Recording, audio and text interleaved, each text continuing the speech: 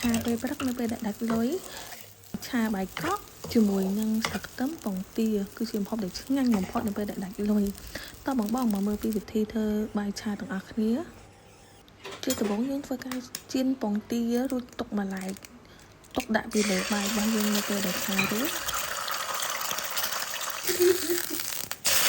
បន្ទាប់មកយើងដាក់ខ្លាញ់ដាក់ខ្ទឹមសដែលយើងចាំរួចចូលរួចរំលីងវាឲ្យឈ្ងុយ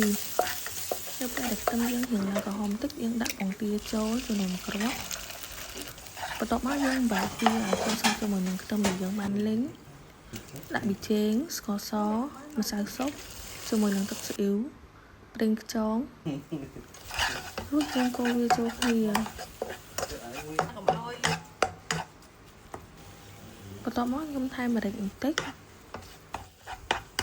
និងដាក់ទឹកត្រីថែមបន្តិចប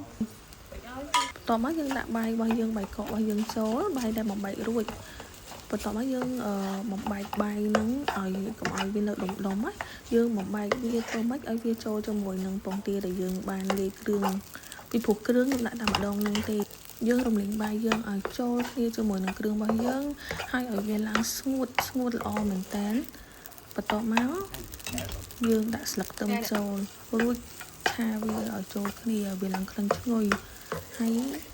មើលទៅស្ងួតល្អដូចនៅក្នុងវីដេអូនេះជាការស្រេចបាយឆារបស់យើងគឺរួចរាល់បែបងាយធ្វើត្រឹមតែ5នាទីយើងបានញ៉ាំដូចនេះបាយឆា